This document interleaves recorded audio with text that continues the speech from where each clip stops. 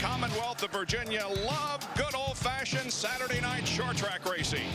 Tonight, it's the Indycars on the shortest track they will compete on, Richmond International Raceway. 7 races into the 2009 IndyCar season, and only 29 points separate the top 4 drivers. For some, this year has been a dream, but for others, it's been nothing but frustrating. Scott Dixon, a winner for the 2nd time this season. Ryan Briscoe will hold off Dario Franchitti for 2nd. Twin checkers in the air. Elio Castroneves has won here at Texas Motor Speedway. And Ryan Briscoe led a ton of laps, but he didn't lead the last one. Yeah, I just couldn't get it done, so it was pretty frustrating knowing that I was just going to come 2nd after dominating the race. For his 10th career win, as he heads for the stripe, it's Dario Franchitti winning here at Iowa.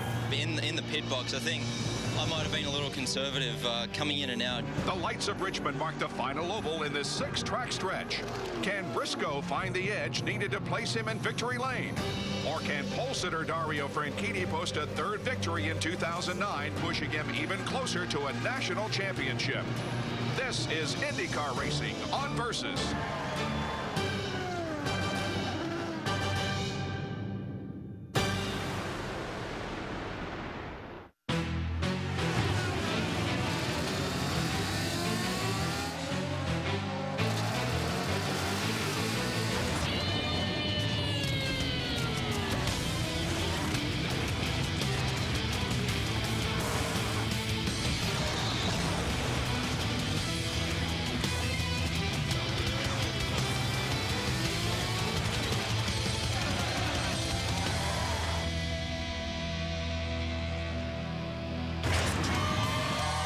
It's a warm night in Richmond, Virginia, as we get set for tonight's race, the SunTrust Indy Challenge, which will be the last for a while on an oval. In the last 5 events, all of which have been on ovals, Elio Castroneves has won twice, capturing the Indianapolis 500 and the race at Texas Motor Speedway. His Penske teammate Ryan Briscoe has finished 2nd the last 3 races, and it seems the streak of bad luck is continuing for Tony Kanaan. Welcome to IndyCar Central on Versus, and a very enthusiastic crowd here tonight. Hi everyone, I'm Bob Jenkins, and welcome to Richmond International. Are you guys ready?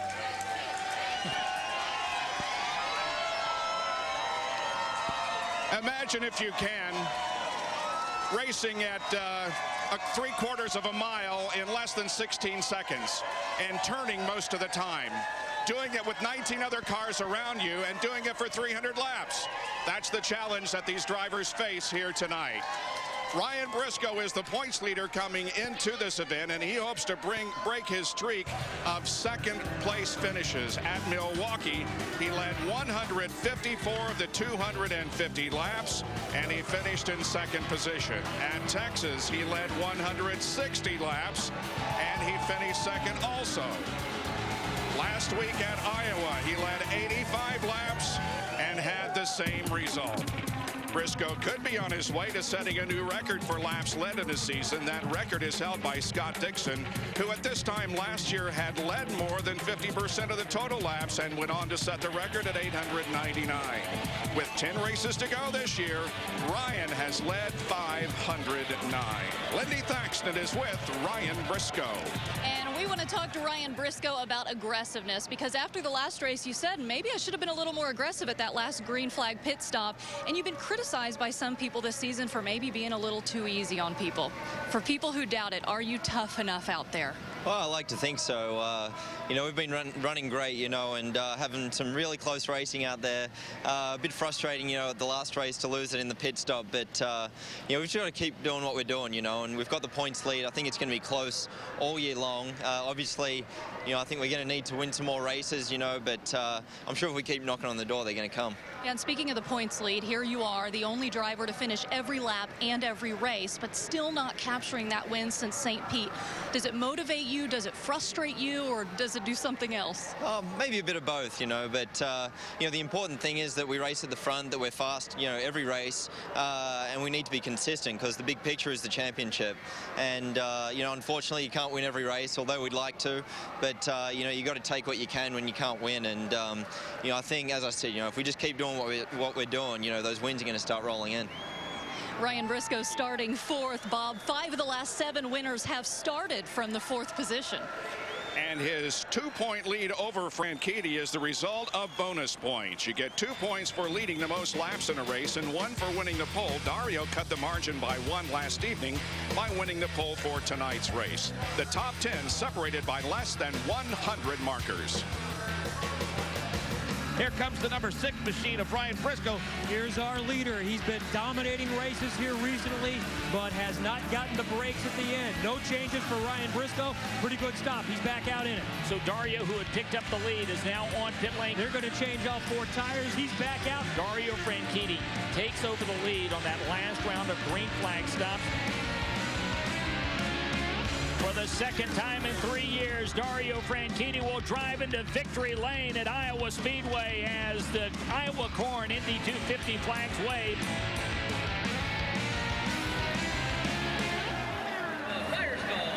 When it comes to short tracks, there's no question Dario Franchitti has found a home. What is it about short track oval racing that suits your style, Franchitti? I don't know. I really don't. I enjoy it. I enjoy the challenge of setting the car up. The feeling I like from the car seems to work on it, and I get to drive good cars. So this Target car has been great all weekend. It was good in Iowa, good in Milwaukee too, and that makes my job a little bit easier. Let's talk about the fact that you closed in the point standings by getting the pole position. This is the last oval for quite some time now. How important in so much as you get the spotlight and all the confetti and the champagne, how important is that support that you get on pit road, both on the wall, on the inside and over the wall? You know, Jack, as you know, this is a team sport, and you cannot win a race without your guys. You just can't. And last week was a classic example of that. Everybody in Team Target, from the guys who do the pit stops, guys back at the shop, even the guys in Minneapolis who give us the funding to do this. A big, really great effort by Team Target. So thank you to all them. Hey, Bob, he may be the quarterback, but it's a pretty stout line that he's got breaking the middle for him. And Dario and his crew hoping, of course, to duplicate what they did last Sunday afternoon. I'm on my way to the booth. Robbie Floyd will carry on when we come back to IndyCar Central on Versus. Meanwhile, Dario honors his pit crew.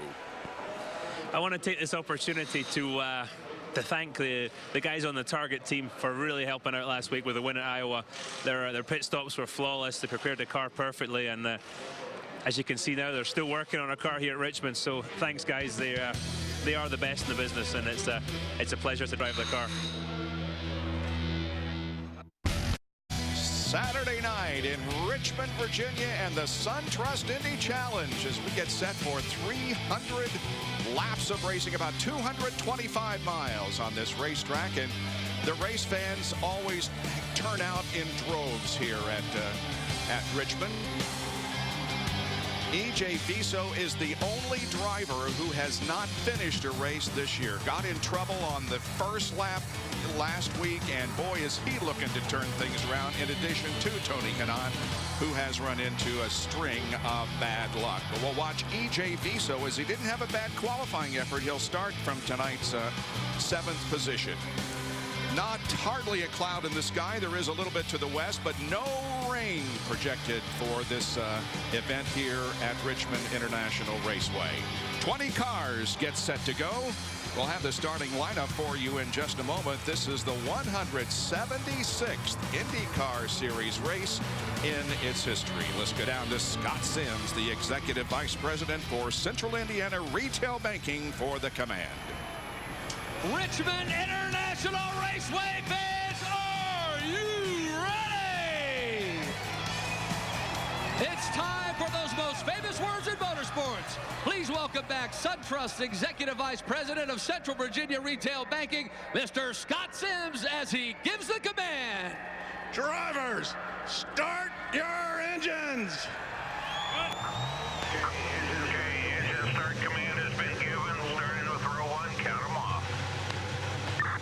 Race control, row 1 hot. 2 hot.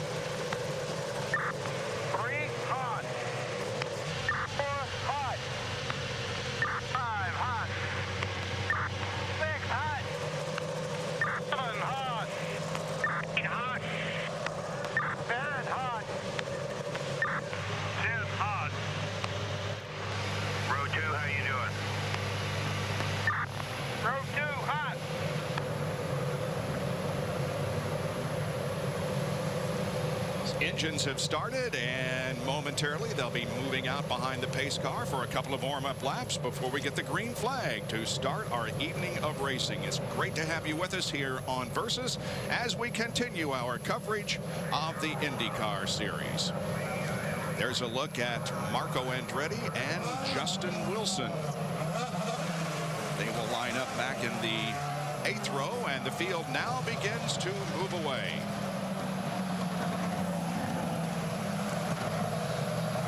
Dario Franchitti had a 4-lap average here of 167.315 miles an hour, and that was enough to earn him the Peak Performance Pole Award. 4 laps of qualifying on ovals this year in the IndyCar series, and he put together 4 good ones. So he joins the list of pole position winners in 2009, winning $10,000 from Peak Performance. Let's take a look at the starting lineup for today's race, as we have several drivers who have turned in their best performance of the year as far as starting positions are concerned. Back in row 2, it's Briscoe and Helio Castroneves, Graham Rahal and Rafa Matos. EJ Viso has his best starting position on an oval, and so is Rafa Matos. We go back and find that in the 5th row, Thomas Scheckter will join Danica Patrick. Mike Conway, the other Reinbold driver, will line up beside Robert Dornbos. Dan Weldon and Ed Carpenter back in the 7th row. 8th row consists of Justin Wilson and Marco Andretti. In row 9, look at this, Tony Kanaan all the way back in 17th starting position, Ryan Hunter-Reay alongside, and in the back row, it's Mario Moraes and Jacques Lazier, and Mario had a crash in his final practice last night. Jacques Lazier will carry one of our onboard cameras tonight. He'll be starting back in 20th position. Tony Kanaan, starting from 17th, carries an onboard. Thomas Scheckter, who had a great race at Iowa, will start from the 9th position. Hideki Muto will start up in the 8th position. Let's go down to Jack Arute. All right, fellas, here's the way I break things out tonight. You heard Jan Beekers talk about the tires start to slip and slide after 25 laps. Then what I want to do is I want to be able to have a brand new set of Firestone Firehawks for about lap 275 and beyond. And I think the whole key to this race tonight is watching who has the best set of Dr. Feelgoods, as I call them, to strap onto that car when we get into that 25 lap to go window. The guy that does that and has the best tires, I think is going to win this race. We'll track it.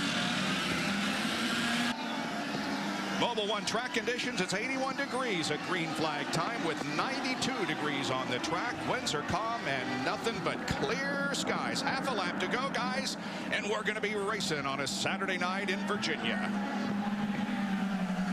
Dario Franchitti lined up alongside Scott Dixon. Here they come off of turn number 4 in the Apex Brazil green flag waves. Here we go. 300 laps around here. Get busy. On their sector, very high. They said you couldn't run the high line. He was trying it. And we have a yellow already as a car has spun. And that's Jacques Lazier over in turn number 2. And he looks like he's made contact with something because there's a piece of debris laying on the racetrack. Not what Greg Beck and 3G wanted. I mean, you know, they came here this weekend and they just want to log miles with Jacques Lazier, keep growing as a team, improving their product. Not the plan. Nope. Nope.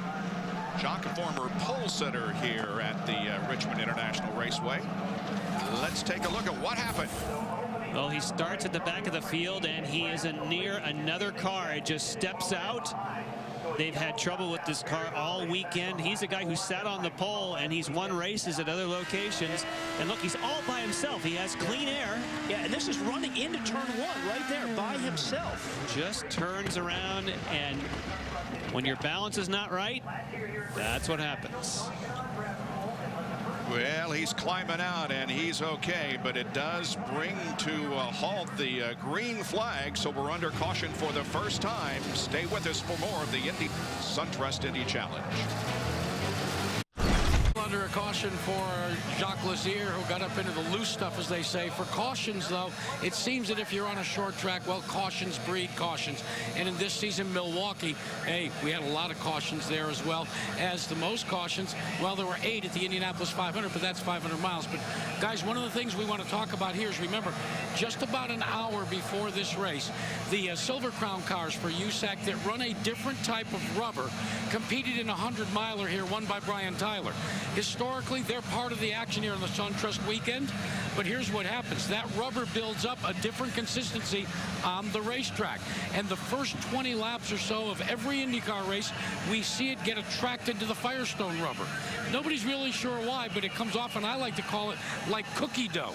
You basically waste a set of tires, and it's also very, very dicey for every single driver.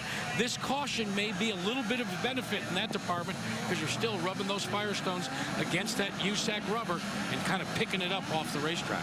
And Jack, that is a great point, but I think it's worth saying that Jacques Lazier's issue was not cookie dough. He had a big handling issue or tires not up to temperature, but certainly he was way off the pace and not the way they wanted to start. But it will certainly be a factor once we get cooking here. Yeah, and for the cookie dough thing, as Jack calls it, you got to get running around this racetrack and get some tire temperature so you actually pick up those tires, where Jacques just barely made it into turn 1. Marco Andretti was the biggest gainer on the very short time that we had green. He moved up 5 positions from 16th to now 11th. Well, here, Mario Marias coming out of the pit area as we go green once again. Let's hope we can get some green flag racing here. And Mario better get pretty busy getting out of pit road there. That green's out and the boys are coming. Thomas Scheckter again trying the high side as well, and he gets passed by Marco Andretti, who usually likes to run the high side. Looks like the low side. He's inside his teammate Hideki Muto, who gives him room. Yeah, look at the movement that's going on in the cars. But if you're gonna make moves on this racetrack, it starts and restarts when everybody's kind of feeling their way out, and Marco's taking advantage of that. And he is up to 9th position now. Marco Andretti, the biggest mover so far, behind his teammate Hideki Muto.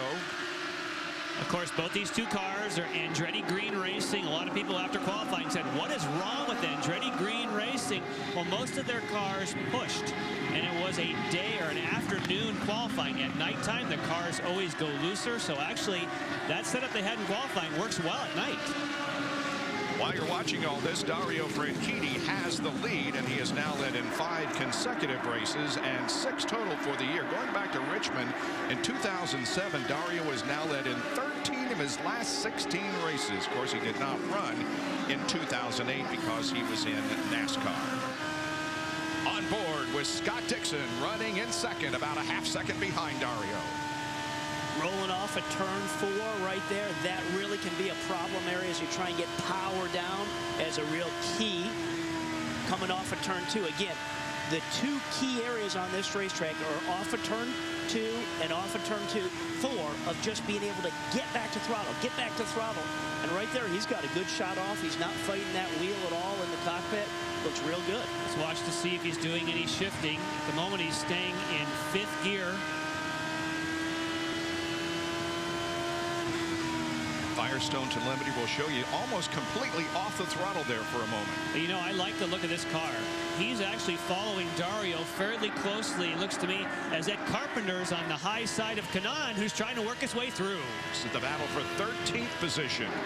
Oh, here comes Weldon. 3 wide there for a moment. He's just teasing him. He was just trying to fill his mirror. Dan wasn't going to do anything there. He just said, I'm here too part of this. 13th, 14th, and 15th. But Kanaan running 14th. What we watching here with Kanaan, who's definitely quicker, it looks like, than Carpenter up in front of him, it just shows you how challenging it is to get around this racetrack. And he just grabbed like 3 gears because they run 3 top gears. He got slowed down in the corner because he got the air taken off from Ed Carpenter. Bam, bam, bam, went down on that paddle shift and then started grabbing gears. Watch the replay on your right. So Dan Weldon has a run in the red, white, and blue, goes down to the bottom on Kanaan. Looks like he has it made, backs out of it, loses all kinds of momentum, and actually it takes him a lap or 2 even to catch back up to Kanaan. He still hasn't done it.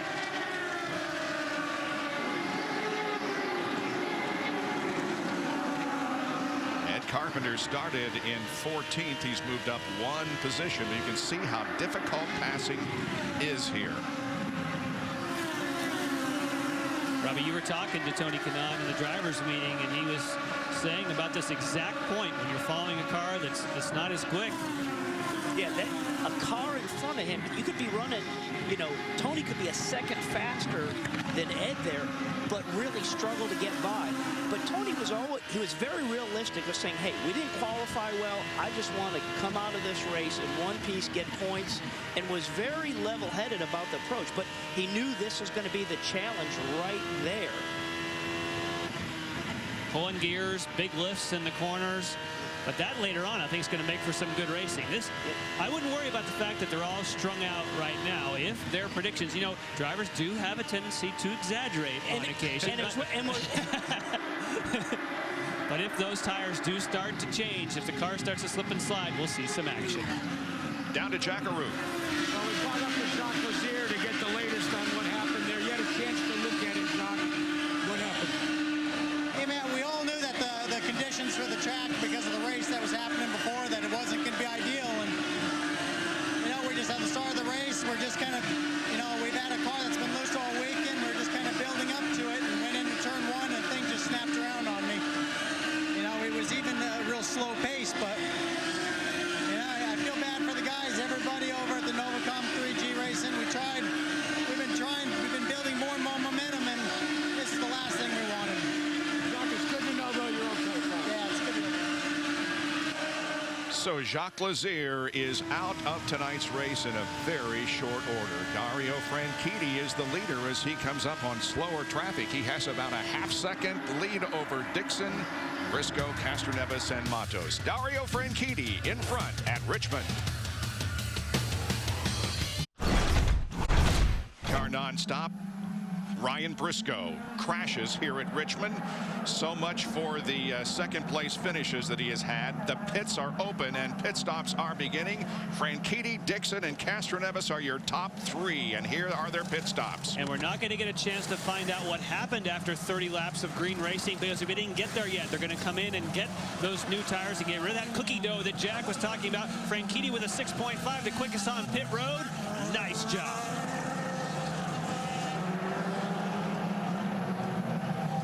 So Franchitti will lead his teammate Scott Dixon off pit lane, and Elio Castroneves will drop into third spot. Matos fourth. Ray Hall. Kanaan picks up fifth, 5 positions, and moves up to 6th. Nice. Big jump there. All right, let's take a look at what happened to Ryan Briscoe, who had, going into tonight's race, completed every lap. And there he is. Yep, coming off of turn 2, and he was still rolling off of 2. So usually the problem spot there is the track falls away as you get closer to the exit, but he was already coming around as he's putting the power down, coming off of 2. He had that same issue, and let's listen first. Power. Now you're thinking power. Yeah. And Robbie, you had talked about the 2 key areas on the racetrack where when you lose the banking, when you go from the 14 degrees to where it flattens out, that's one of those locations. And if you remember in qualifying, if you were with us, he threw in some big time corrections, and at nighttime, and after you've had some miles on the car, it gets even slicker. But what's funny there, it's not where he just came around, is not where it's getting totally flat. It's still rolling off the bank, and it's just a function of him wanting to get back to power, and it wasn't taking it. Ryan's first DNF since a mechanical failure at Nashville almost a year ago. 2 drivers did not pit. Hideki Muto and Danica Patrick, their first and second. Stay with us for more on Versus.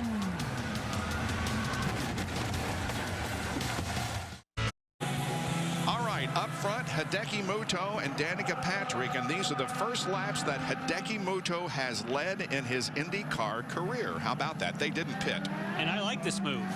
If Jack says earlier that yellows breed yellow, why not stay out? There wasn't that many green miles on the tires, and in fact, Tony Kanaan when he made his pit stop, they chose not even to change the tires. So you see everyone else going for tires on pit road. They don't even have them out. They're just going to take fuel quickly, try and gain track position. And again, the issue this weekend, the tires have been wearing fantastically. They say you could double or triple stint them. It's just they go off the sweet spot.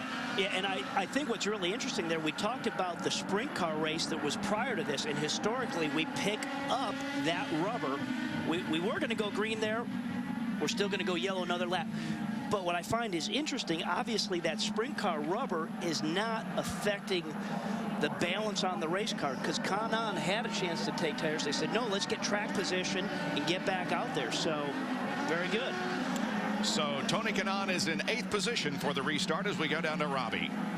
Kevin O'Donnell, your team came in front, and it looks like they came out in front. Does it put more pressure on you being a tight racetrack and knowing that it's this bull ring that it is Richmond? No, I'd say it's the same amount of pressure every week. We just try to have clean stops, no mistakes, and you know, if we stay out front, we stay out front. Any adjustments on the car? He looks awful fast.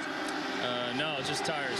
Green flag racing, Bob Jiggins, let's get it going. The bull ring is back. And you see Kanan go on the outside of Graham Rahal. And now high, we've got Dario Franchitti going by Danica. Boy, he did go by Danica, but big wiggle from Danica. She tried to hold off Dario Franchitti's challenge, could not do it. And now we see Marco Andretti up on the high side once again. EJ Viso. Viso's not giving that up. He's going to come back. This is the battle for 9th. Viso still has it. It's Graham Rahal, of course, up there in the 02 McDonald's-sponsored car. And Thomas Schechter comes along. Wow. It just happens so quick around this racetrack. Just, you know, if one guy gets hung up a little bit, it just gives you such a great opportunity. Did Marco and Graham touch here? Right there, yes, they big did. Touch, yeah. Marco held on to that, didn't he? That's what gave Viso that big run that came up in there. Yeah. Excellent job there by Marco. He's up on the wheel. Where you see smoke, there's contact. Yeah. That's right. Oh, and up front, Franchitti tries to get the lead from Muto. He got down right on the flat line, the transition line from the banking to the flat, and gave himself a moment right there. Look at that yellow line. And Dario was one of those drivers that was saying, even if I have a fast car, it's going to be really tough to overtake. Well, he wasn't exaggerating.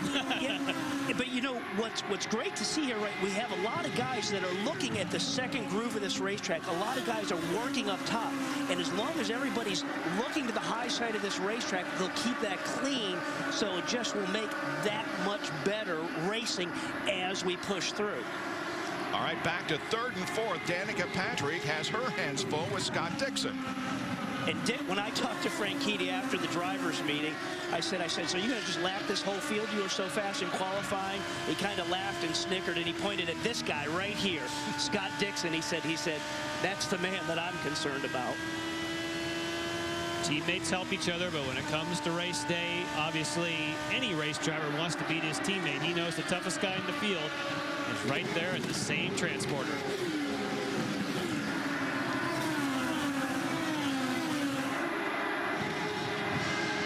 We saw Marco Andretti and Graham Rahal touch there, and Graham Rahal has said over his radio he feels his car is fine. Marco says the same thing, but his crew says they're really going to watch the back left because they think something may have happened there.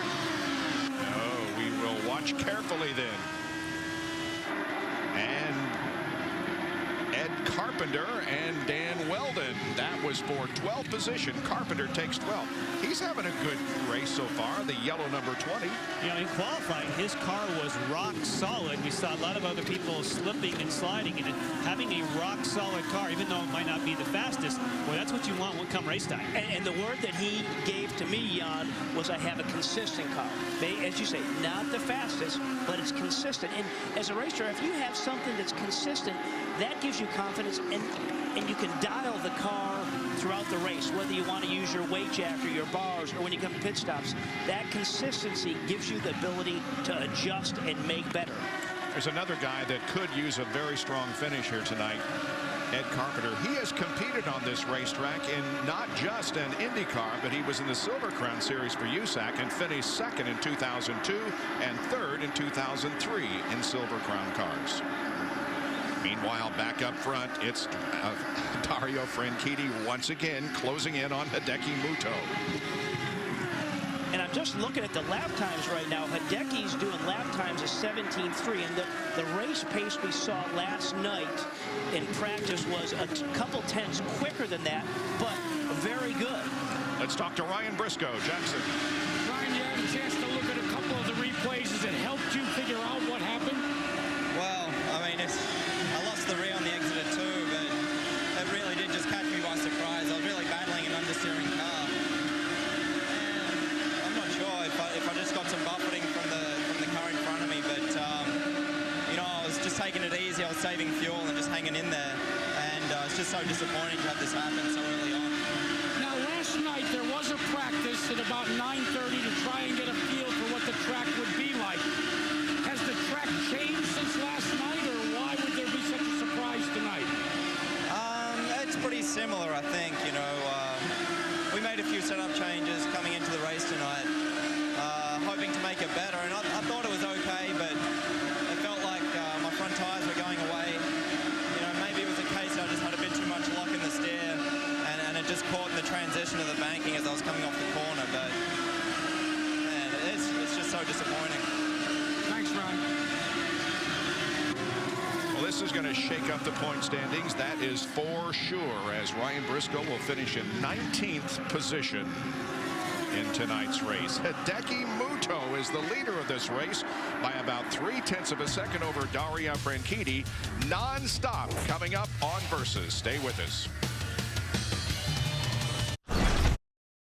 67 laps completed out of 300, and Hideki Muto continues to lead. And he does well in the short ovals. His best 2 finishes have been on the 7/8 of a mile oval at Iowa. Second in 2008. He finished 3rd last week. And these are his only top 5 finishes in his career. But he is once again under attack from Dario Franchitti. And I think the reason he's under attack is he's starting to get into the dirty air of Mario Moraes, who is ahead. At the moment he had been, or formerly, he was in clean air all the time. Dario Franchitti had to fight the dirty air. Now, all of a sudden, he's got to struggle with the car, and I know Dario is going to get really itchy about getting by. And then on top of that, Muto's also done 70 laps on those tires, where Franchitti's on lap tires that are only 40 laps. So they're just, as the tires wear along, they just kind of lose grip. That's just naturally what they do. So on top of chasing down Moraes in front of him and taking the air off, he's got that to fight with too. Scott Dixon runs in 4th spot behind Danica Patrick. And again, Patrick and Hideki Muto did not pit when we had the caution for Ryan Briscoe. Back on board with Dixon here. And look at how smooth he is with this wheel. Here he's heading right to turn 3. It's a pretty abrupt turn in right there, but just he doesn't fight the wheel. Robbie Floyd has more. Well, I just talked to Barry Wanzer just a moment ago and asked him about Dario Franchitti. I said, does he want to get by Hideki, or is he just biding his time? As you see Scott Dixon on board, I think everybody wants to get by, but as far as the Target Chip Ganassi team, they don't want to waste too much fuel. That's what they're telling me right now. So not only tire conservation, as we hear always, but also fuel conservation. That's something to be concerned with as well. Well, what's interesting, Robbie, is that if you wanted to, you could do 113 laps on a tank of fuel if you were in fuel position 4. I don't think I would want to be doing that. When we've heard from drivers saying 25, 30 laps, they go off the sweet spot of the tires. I would say, forget about fuel conservation. Just find a way for me to get some new tires. Can you imagine what the driver will be saying in that cockpit if his strategist on pit stand was like, no, we're going to go the distance, and we're going to do 115 laps? We'd have to tap into that to get some of those choice words coming back out. Rafa Matos running in 6th position. Right behind him is Tony Kanaan. Rafa Matos in a battle for Rookie of the Year honors in the IndyCar Series. One of those teams that tested here, he actually had an opportunity to test twice, was very competitive in testing, had helped him, tested here with the Penske team, and now he runs right behind Castroneves.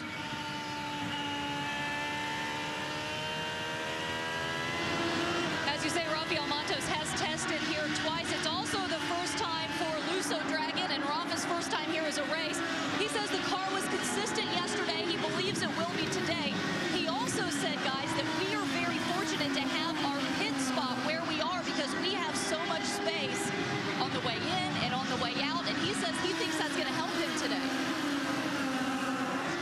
it is a great-looking car in that Marines car. And another thing, Rafa was one of those guys. I said, how did your test go here?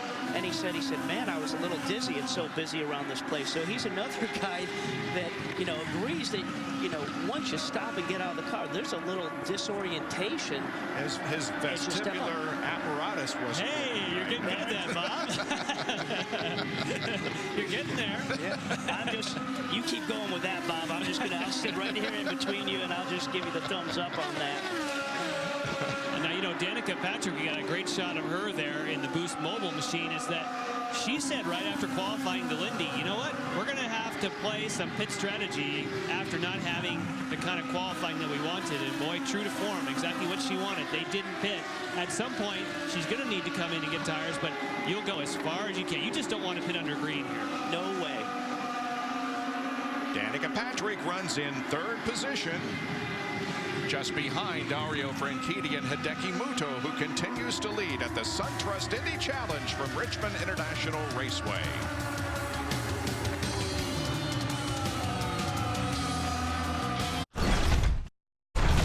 Welcome back to Richmond International Raceway. Andretti Green Racing, one of the best in the IndyCar series. There's half of the Andretti Green Racing, Michael Andretti, who is the race strategist for Danica Patrick, and there's Kim Green, the green part. They are having a great night so far. Muto is leading, Patrick running in third position, Tony Kanaan is 7th, and Marco Andretti is 10th. So all 4 cars in the top 10. And it's going to get busy in both of those pits for Kim Green and for Michael Andretti.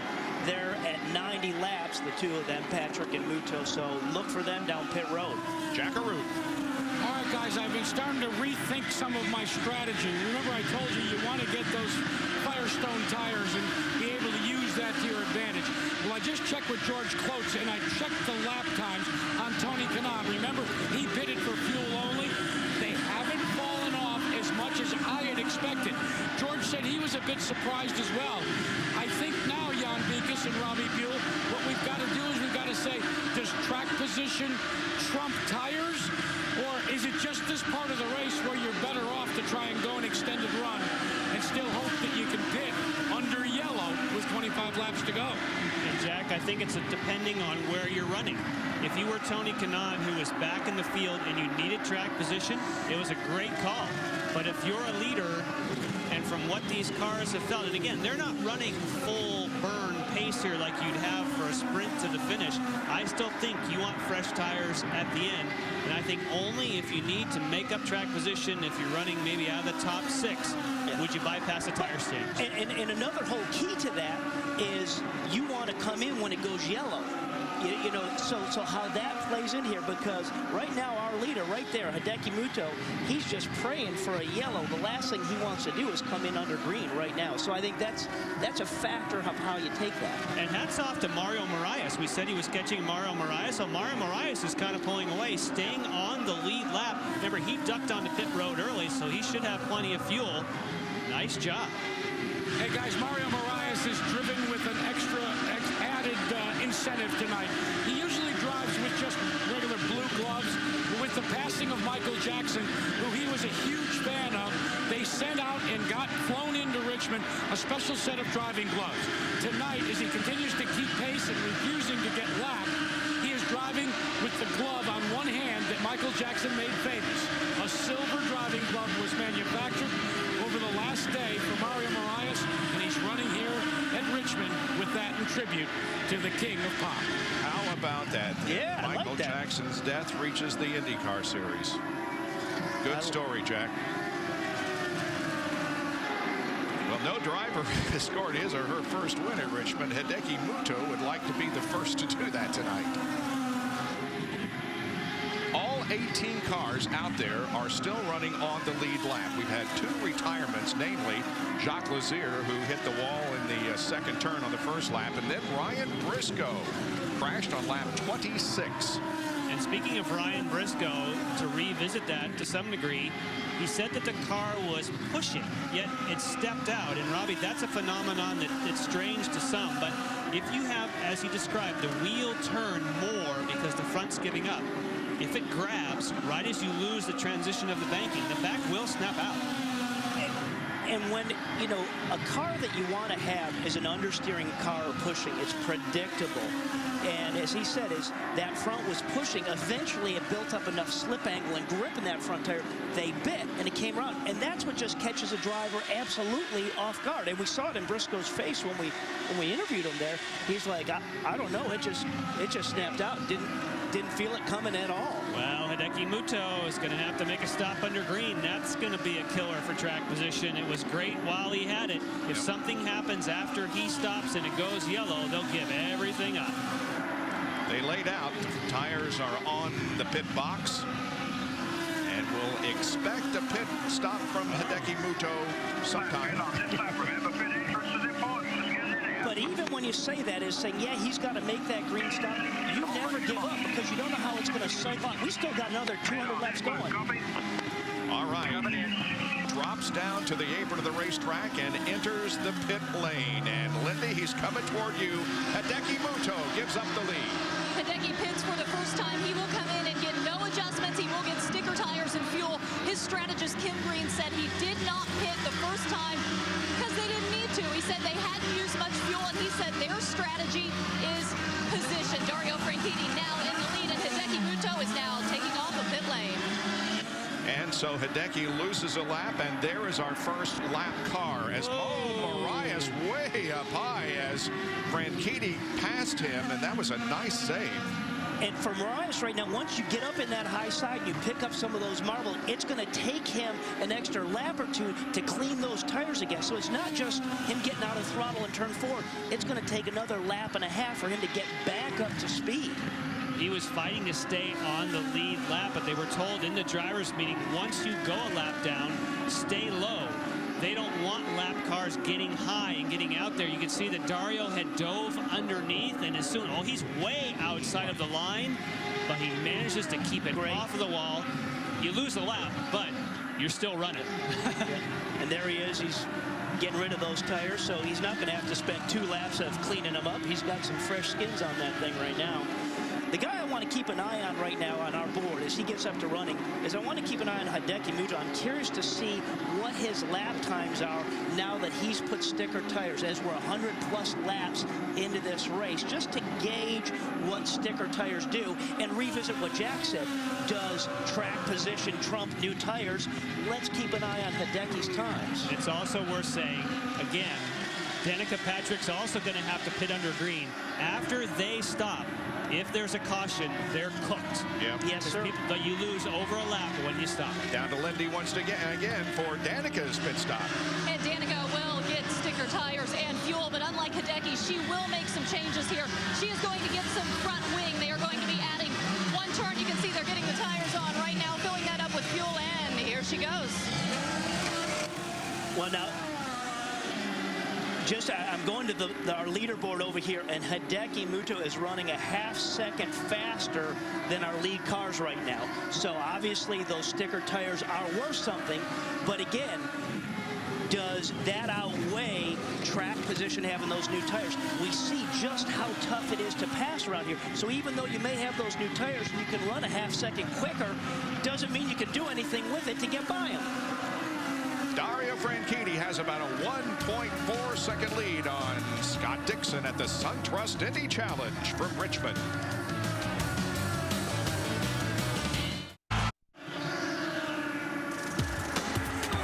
The race got off to a rocky start, certainly for Jacques Lazier. Nowhere near the cars ahead of him. Said he was taking it easy. The car stepped out. They've had a loose car all weekend. But wow, that is a car out of balance on a slippery racetrack. Someone you would think who had a great handle on the racetrack tested here, who was the championship point leader, also the person who had finished every single lap of the championship, even bit Ryan Briscoe. And more than 1/3 of the race has gone by already. We're on lap 122 on board with Hideki Muto, who led some laps but made a pit stop under green and now falls a lap down back in 16th position. Most cautions at Richmond, 9. Now remember when I was saying, why would you be out there saving fuel? You don't want to do 113 laps as Dario starts to get aggressive with Mario Marias, who's now slowed. Well, now it starts to make sense. Everyone's looking for caution. If something happens now, and Target Jake Ganassi, as well as some of these others, can pit, all of a sudden that saving fuel and running around here would definitely pay dividends.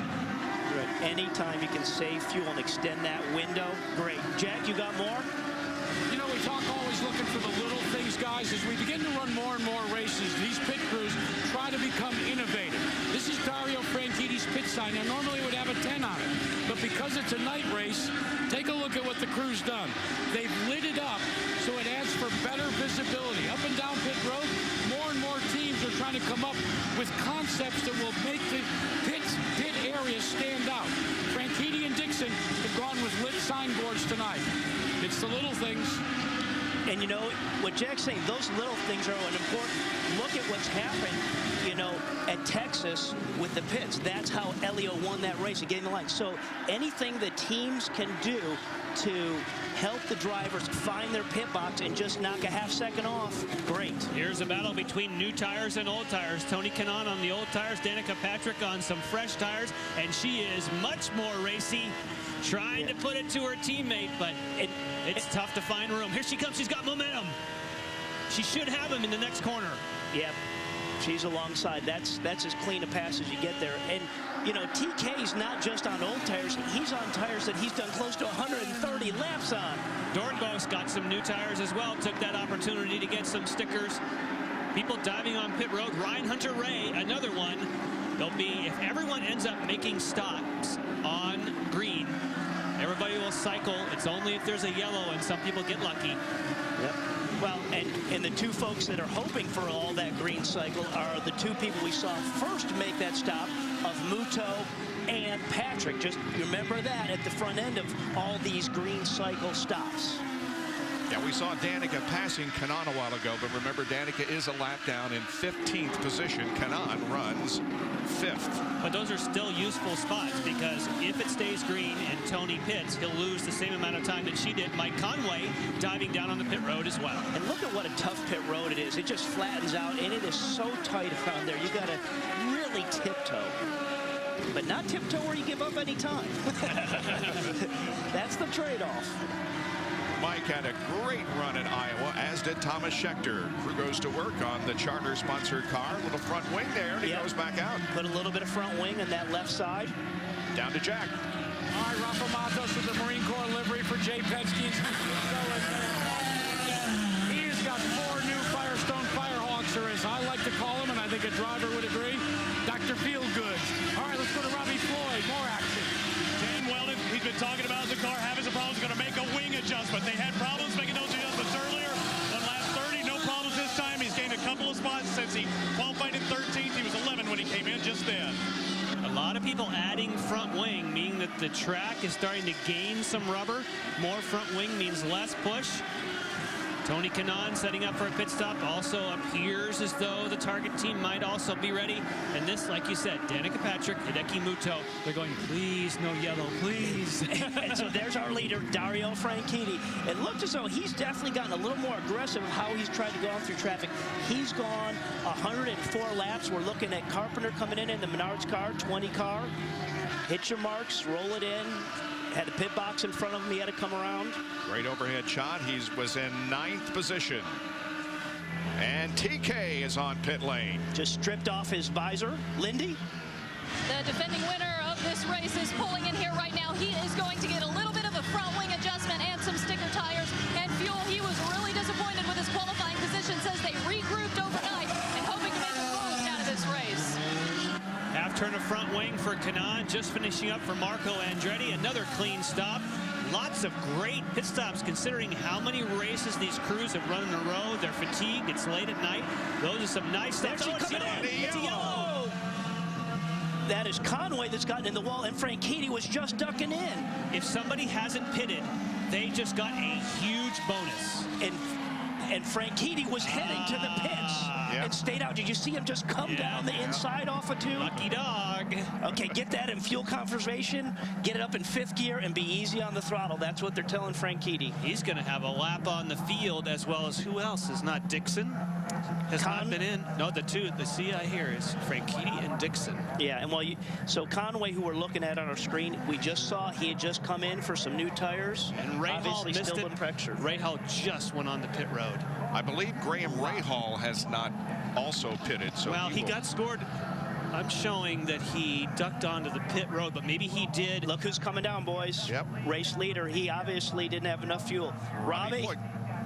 That appears to be the case with Dario Franchitti. They were set up. They had the tires out, ready to throw for a new set of Firestone Firehawks on. You see the little splash and go. It was a necessity. They were running out of gas. He needed to come in, just a little splash, but they have 4 tires here ready to put on. Yeah. But again, they've got to do that a little bit later, guys. Right, but of course, Robbie, he couldn't take those tires. He'll be back on pit road again, well, if he so chooses, which you would if you're at the back of the order. No, he has to. You make a stop. You have to, yes, you sir. have to make a stop. If you pit like Franchitti did while the pits are closed, you have to come back down pit road. When it opens. When it opens, right. When it opens. But, you know, I thought when he ducked back in and then stayed out, I thought he probably could conserve enough fuel. Well, let's see what happened to Mike Conway. As Robbie indicated, he had just left pit lane. Ooh, got high. The same sort of, we saw that earlier. But how he got high, though, it looked as though he rushed up on Carpenter too quick. Didn't just the closing rate there and had to go high. He wasn't trying to pass him up high. He closed too quick. Now, on the story with Graham Rahal, it appears as though he did not pit. He did the same thing that Dario did, where he was ducking down on the pit road and aborted at the last second. Looks like Scott Dixon also does not have enough fuel to make it. Again, this will be just a quick one, Robbie. Pits must be open. Look at it. Scott Dixon again. Dario Franchitti had to come in. Now he pulls in just in front of his teammate. Scott Dixon moves out. Dario Franchitti was talking about he was loose coming out of the turn. Adjustment at all, but he took those 4 tires he needed desperately. Another case of he had to have fuel earlier, and the yellow came out at the wrong time. Graham Rahal, he told me at the start of the day he was going to have a lot of work ahead of him, but he looks like he's doing pretty good so far. Looked like he had a bad pit stop or something, didn't it? Well, who cares? Yeah, right. It's under caution. He was going to be, there was a hesitation. But he was going to have that track position anyway. So just to review, these 3 cars that we just saw pit are essentially 7/8 of a lap ahead of the rest of the field. So they have a huge advantage coming back to green. Namely Dixon, Franchitti, and Rahal. We've completed 142 laps of the SunTrust Indy Challenge. Caution here at Richmond International Raceway. Scott Dixon is the leader of the race, and we got to make 1 point now. The pace car will eventually pick up the leader. That means that all of the cars that are ahead of Scott Dixon right now, including those that had already pitted, will get the wave around. Most laps led by a race winner, 134 by Scott Dixon at Kansas. So the order right now would have been Franchitti and then Dixon, but Franchitti had to make that extra stop because he was running low on fuel. But yes, these 3 cars in the picture are going to be 1, 2, and 3 once they wave everybody else by. That's why I was saying, who cares about Graham Rahal? They waited for a yellow, and boy, did that pay a big dividend. Always nice to come to Richmond International Raceway because these are race fans. They turn out for the Indycar race and for the NASCAR race. Our subject of the IZOT Presents 100 Years of Victory, Juan Pablo Montoya.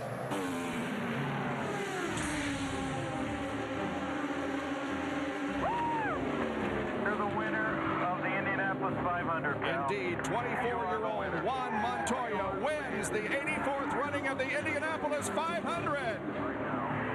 It's amazing how much history is here, you know, and I think that's what makes Indy so special. You know, I think it's a unique track, you know, as an oval is unique, being completely square. That makes it special. I think the amount of people that come and watch makes it special, and the history behind it, you know, it's cool. Juan Pablo Montoya has raced every type of car here at Indianapolis Motor Speedway. He's won the Indy 500. He's raced in Formula One. Now a second-place finish in NASCAR.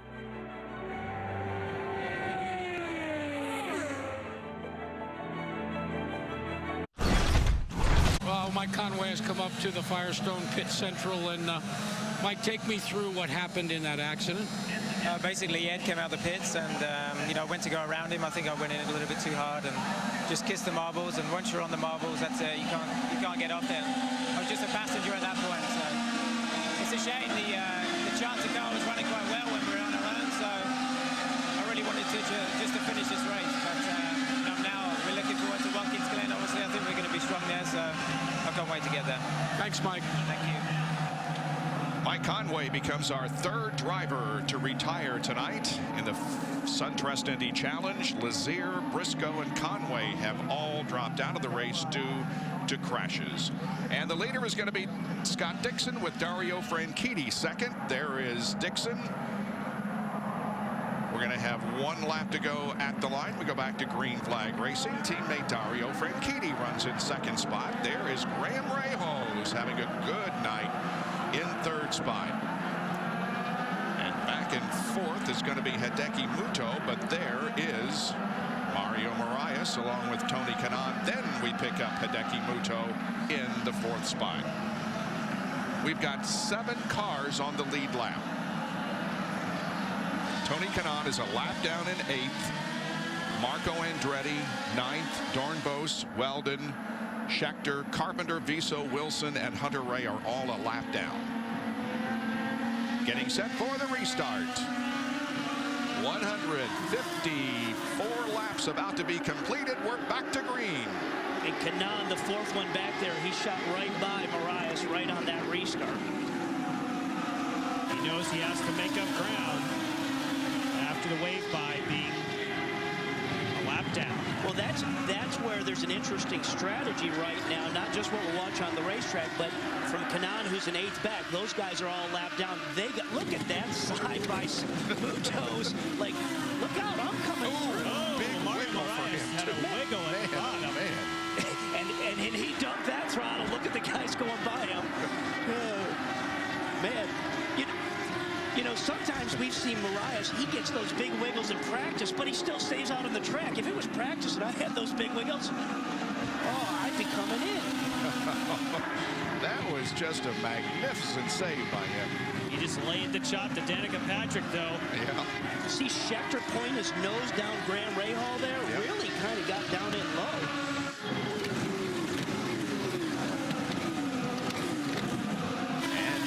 Viso is still in the race. Let's hope he can put together a full race here tonight, having not finished a race so far this year. E.J. Viso, who I thought, again, as I mentioned on the qualifying show yesterday, I thought he'd be at least in the top 10 at this point in the season. Yeah, absolutely a talent. And, you know, he knows what he has to do is finish this race. But even though they've had such a challenging time, I love his personality. He still comes across with great confidence in terms of what his ability and what his job is. And that's what makes a great race driver. You've got to have that confidence to get through, you know, the bad times of not finishing any races. Scheckter trying to chase down Dornbos. Remember, it was Scheckter who went around the outside of Dornbos in the last race. Just as Dornbos was losing it, on the outside was Scheckter making up all kinds of positions. Take a look at Moraes up on the top side of Danica. Whoa, right in front of her. Look at that. I don't think he held his line there. What do you guys think? No, I don't think so. And that's why we heard that race control was looking at that. He got a penalty in Iowa. You know that they're watching him carefully right now. Ed Carpenter is in 13th spot. And look at how the momentum shifts. We saw Scheckter challenging Dornbos. He didn't make it work, and now he's just kind of come back into the clutches, and he's got to worry more about Ed Carpenter, who's chasing him, than focusing on the guy in front of him. That's Justin Wilson right behind Carpenter.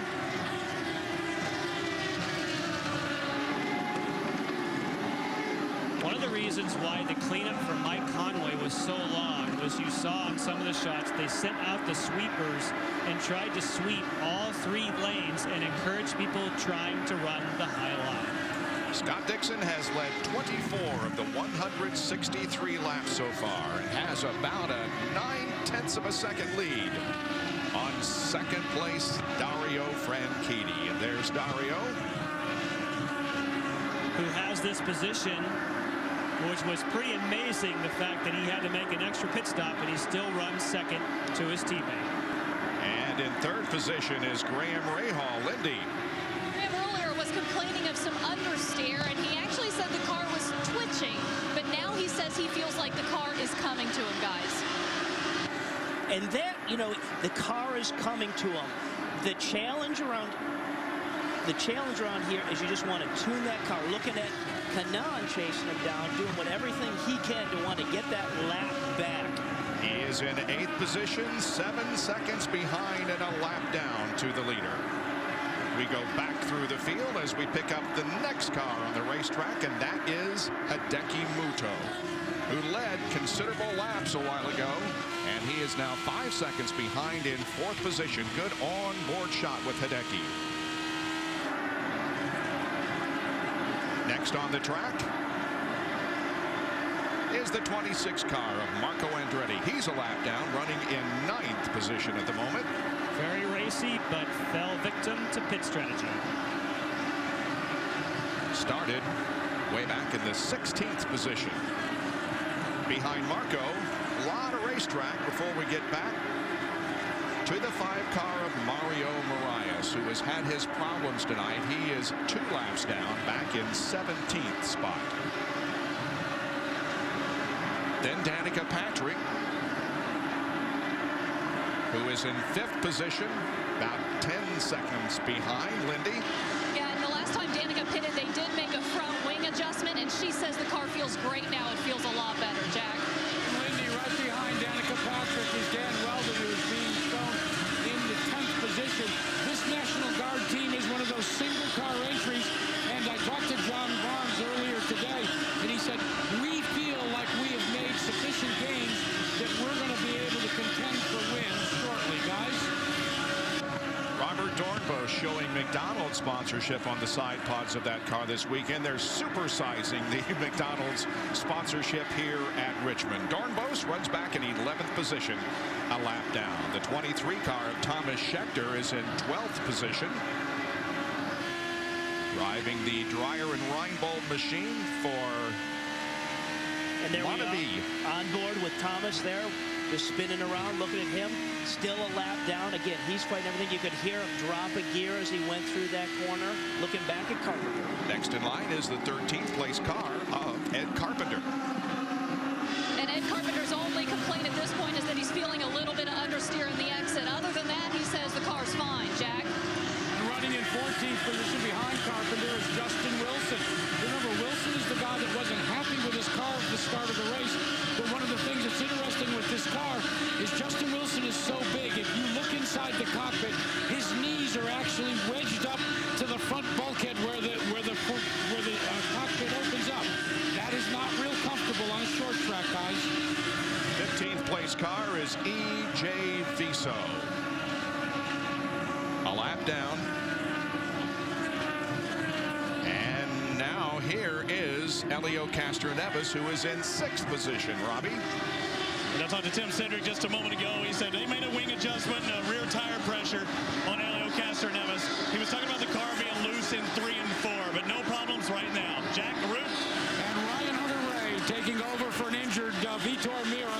Remember, guys, when we moved to the Watkins Glen racetrack on the 4th of July, Ryan Hunter-Reay is the defending champion. And there is the only other car that we haven't talked about. That, of course, is Rafa Matos, who's running in 7th position. He is the last car on the lead lap. And the leaders are not far behind. That's right. There we got Dixon, so they're starting to fill the air, the mirrors there, that Marines car. Scott Dixon with a 0.7 of a second lead on Dario Franchitti. Scott Dixon leading again here at Richmond International Raceway.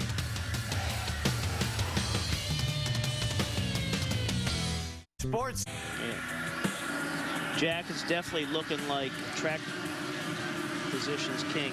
Sam Hornish Jr. has 19 IndyCar Career Series wins. Scott Dixon, if he should win tonight, will tie that mark. And this is Scott Dixon's 104th start in the IndyCar Series. He has now led in 54 of the 104 races. And Robbie Buell, you're absolutely correct. I think the track position is trumping the Firestone tires and the need for them tonight. But interesting is I've been studying the pit stop of Scott Dixon versus Dario Franchitti. Now, Franchitti had to make one additional stop to take on fuel. But when you tally up the total time from the start-finish line, is in lap and is out lap. Now, granted, they were under caution. Guess what?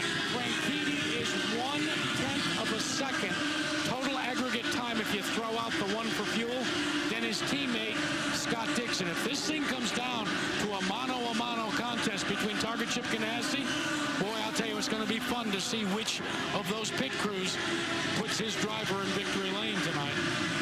And that's a great point Judd talks about. It's not just about the pit crew and the guys down on pit road and how quick they fill that car up and change tires.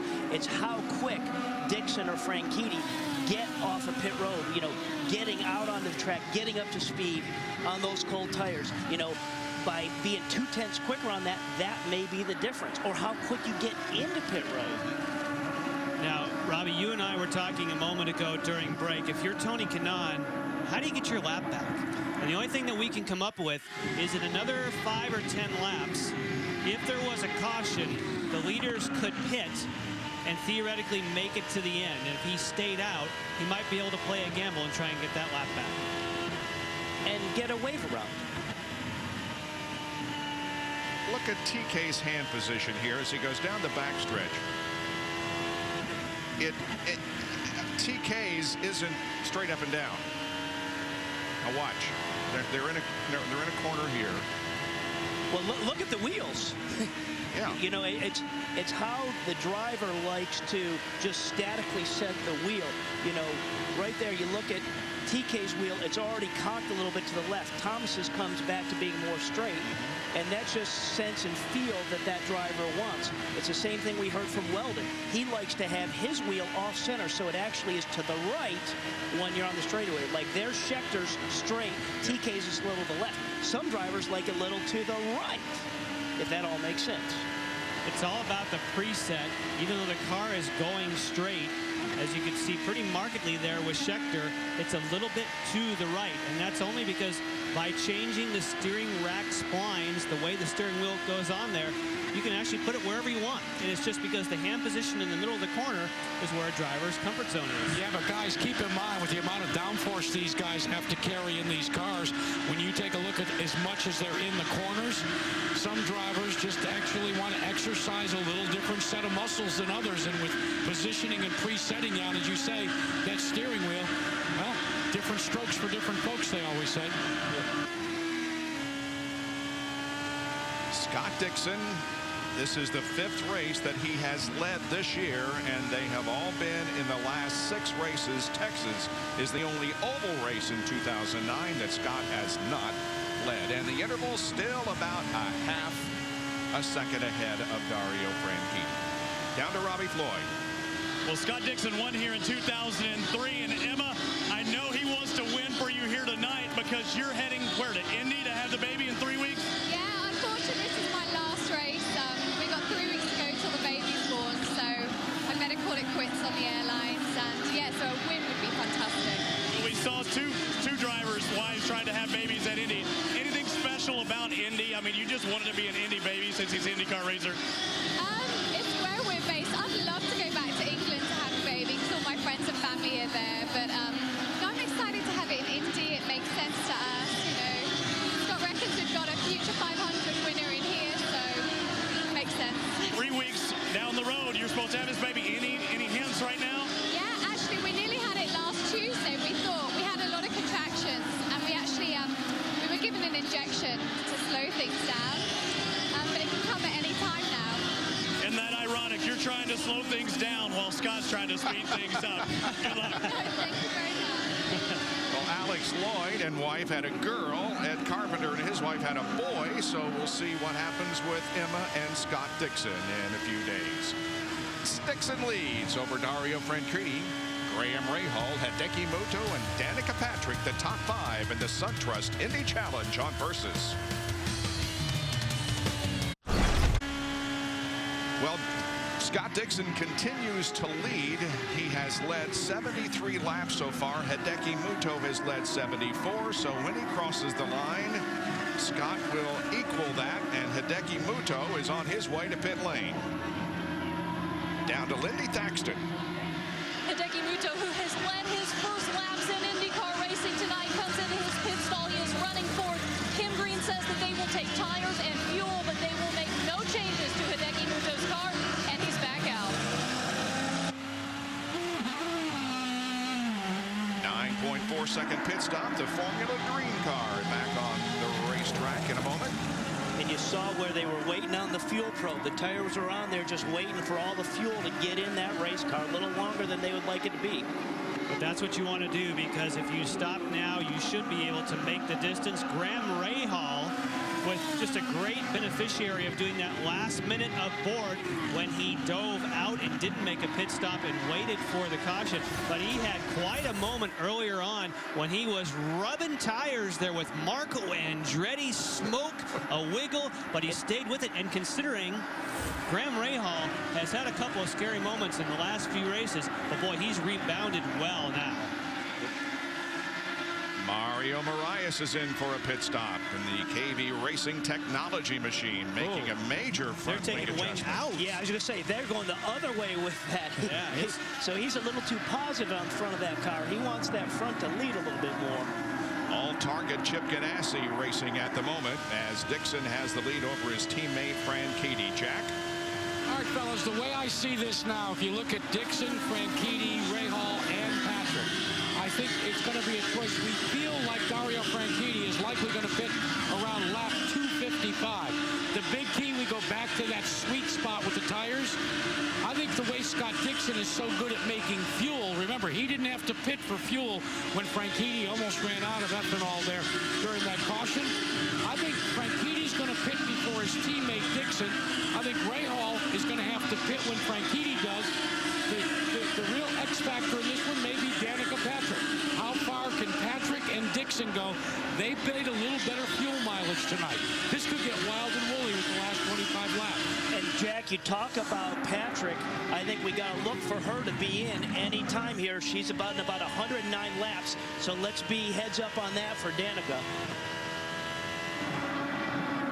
On 7th place, a lap down, first and second separated by still just a matter of car lengths. And when Jack was talking about how do you make fuel, and Dixon absolutely is great at, and how you make fuel, it's just being smooth on the throttle. Don't dump the throttle. How do you get behind traffic in front of you and just go easy on the throttle?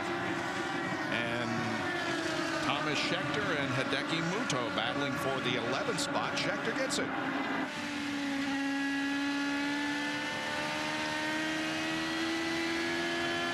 You know, we saw Hideki come in there. They didn't have any changes. They just put fuel on and tires. So he still likes his race car. He's going to keep pushing to challenge Scheckter, that's for sure. And they've laid out for Danica Patrick. And that is for position with these guys. Even though Muto was up there earlier, now these guys have cycled back where they are both on the same lap. And Danica's on pit lane. Lindy? And earlier when Danica came in, she got that full turn on the front wing and then said she thought it felt good. Well, just a couple laps ago, she said, wait a minute, I want a little bit more front wing. They're supposed to do a half turn on there right there, and there it is. And they got the tires and fuel, and she's off. That was 8.2 seconds for Danica. Back to this battle for the 10th spot. And with regards to that stop for Danica, she's good to go to the end of this race. There's not another stop there for her. 226 laps completed. We're on lap 227. Now for the leaders, when we see these pit stops, and Jack was alluding to it before, which teammate, we know that Scott Dixon got an extra lap in the first sequence, but if Dario Franchitti can somehow masterfully get an extra lap, that's really his only shot at getting by Dixon. And remember, he is behind Dixon, so he may be using Dixon just to poke a hole in that air where he's not having to use as much throttle. That's a little bit of a stretch, but that could be a scenario. Third place, Graham Rahal, you saw off the back, onto pit road. We'll be back with more coverage of the SunTrust Indy Challenge from Richmond International Raceway on Versus.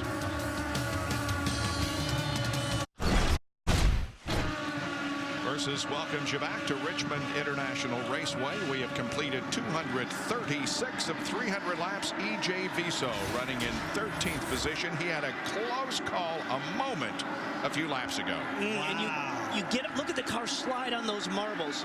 Envision if you just had a bag of marbles and you put them on a table and you ran your hand across it. That's just what that car's like when you get up there on that high side. You think when he was going through his mind, no, I have to finish. I got to finish this race. Come on, stay up the wall, please.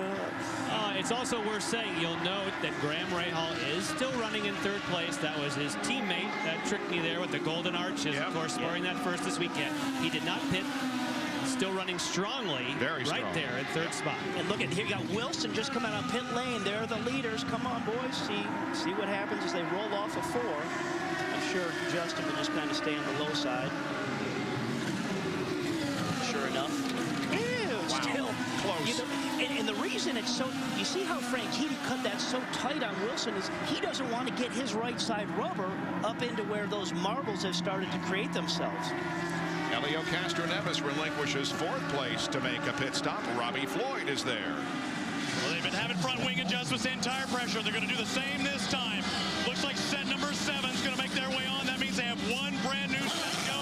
Eric Prentice on the outside right, or the outside right. Rick Reineman, they wave him on. A good stop for Elio Castroneves. And the National Guard car of Dan Weldon for Panther Racing is making a pit stop. 4 new Firehawks. Ethanol is in, and away goes Dan Weldon. I love seeing those ethanol flames out the tailpipes. That is so cool at night. Thomas Schechter is in for a stop. He had moved up to 9th. Push him out, boys.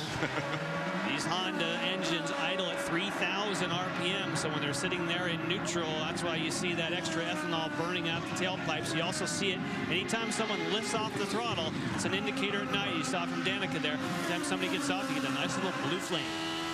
Riding on board with Muto, we're looking back at Danica here, and this is for position. There are those flames. Look at that. That's just, we heard the double downshift. I think that was twice on that downshift, and you just see the back pressure there on the fuel just popping out at you.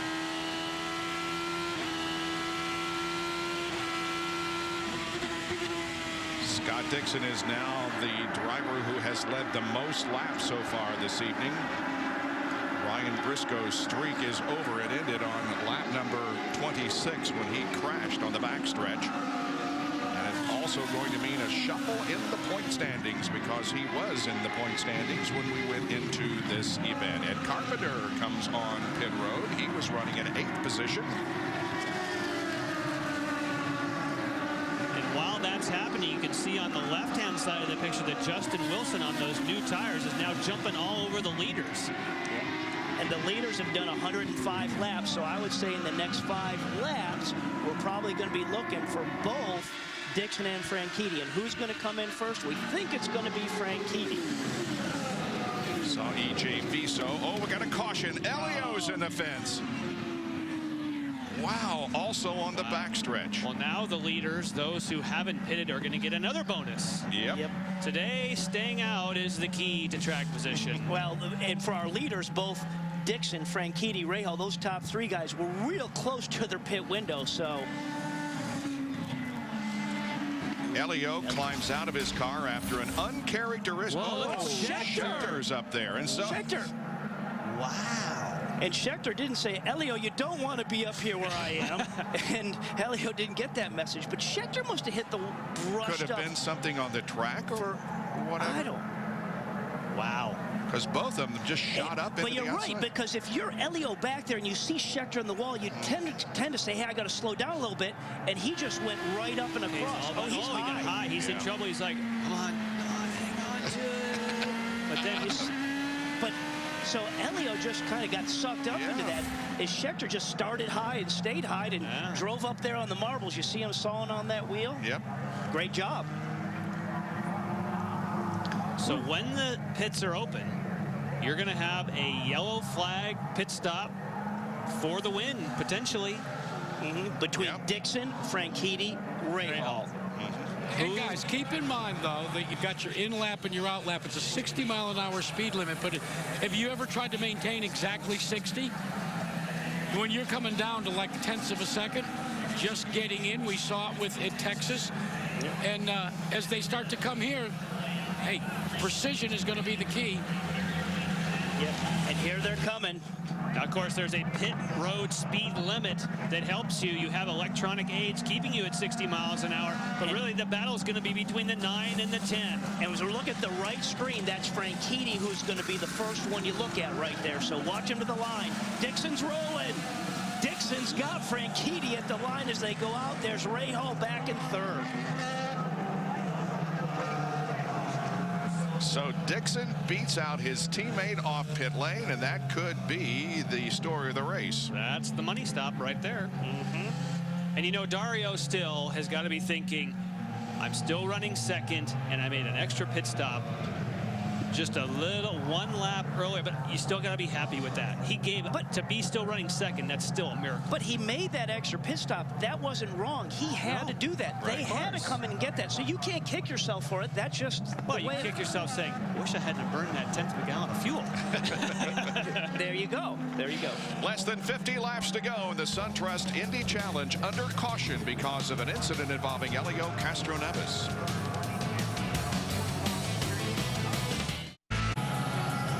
Target Team Ganassi running first and second with Dixon in the lead and Dario Franchitti second.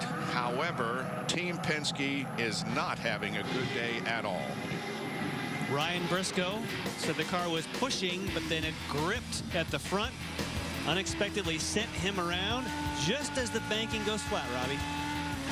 Right there, just rolls off just a little bit. See him take his hands off the wheel. He says, I know I'm going to hit.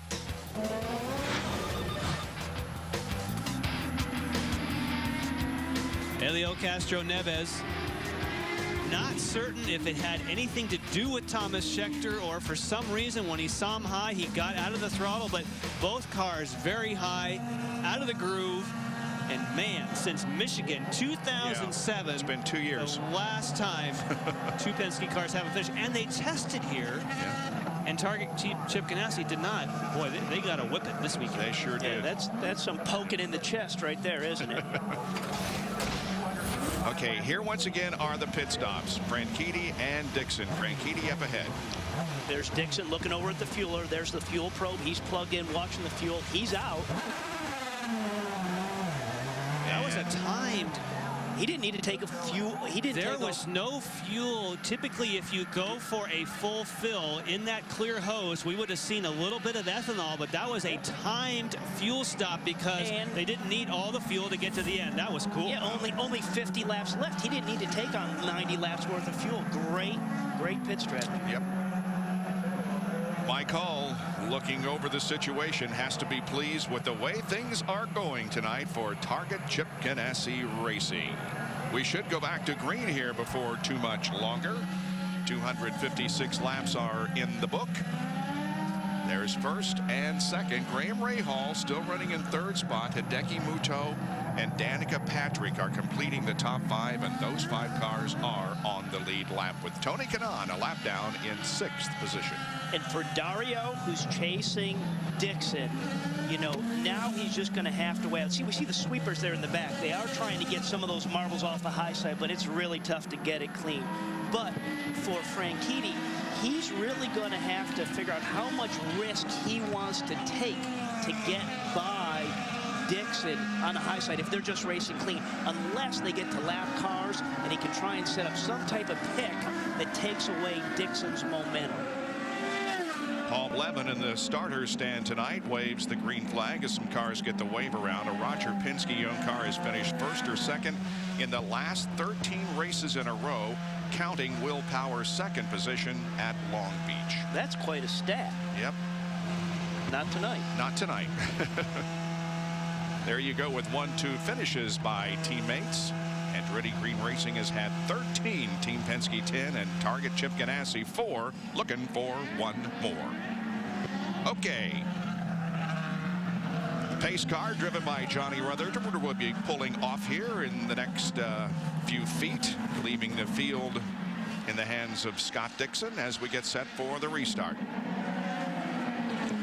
IndyCar Series returns to Versus on Sunday, July 26th with the IndyCar Grand Prix of Edmonton. It's a 1.9-mile airport course in Edmonton. 5 of the next 6 races, in fact, are on road and street courses, so you can see us at Edmonton on Sunday, July the 26th at 5 o'clock Eastern Time. That's a great venue up there. Here we go. The green flag waves.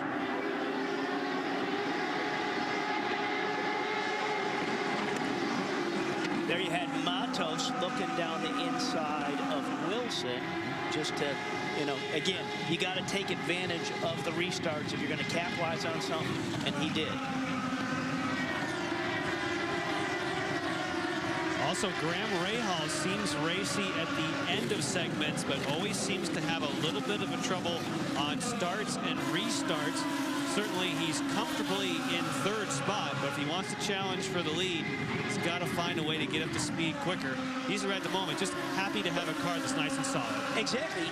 Is he really yeah, I guess as a driver, you're always thinking you want to challenge for the lead, but if you look at his last 2 oval races, as you said, I'm just happy to be there in 3rd place, and let's just kind of ride this out and see what these boys throw at each other up front here between Dixon and Franchitti. And they went back to a setup for Graham Rahal they haven't used for a while. They said they lost their way somewhat. They want to give his confidence back. They stepped back to something that they know is working well. So that last time by, Scott Dixon, the leader of the race, turned his fastest race lap, as well as Franchitti. So they came in for those new tires, and they're working. As we heard Jack say early, he had, you know, the special call out for those. Well, his 2 strategies that he went back and forth on, you needed both. You needed both. You needed track position and you need new tires.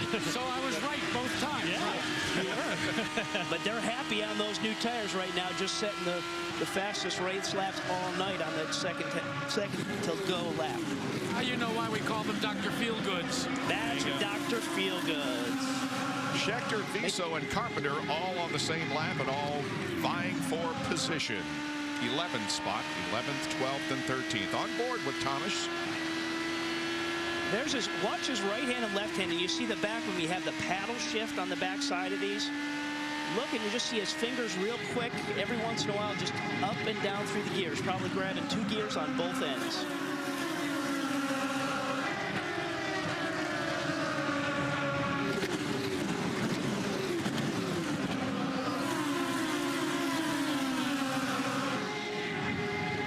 The end of the line, if you're an Ed Carpenter at the end of the line, the air is so dirty. That's a tough job when you're at the back of the line of cars like this, just to hang on. But you don't have to worry about anybody passing you from behind. That's true.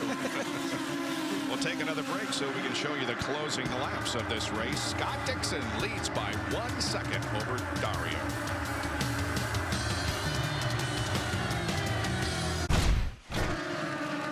Was more than a second. Now it's down to a matter of car lengths. Scott Dixon has caught some slower traffic up ahead. Ed Carpenter, E.J. Viso, Thomas Schechter, and others.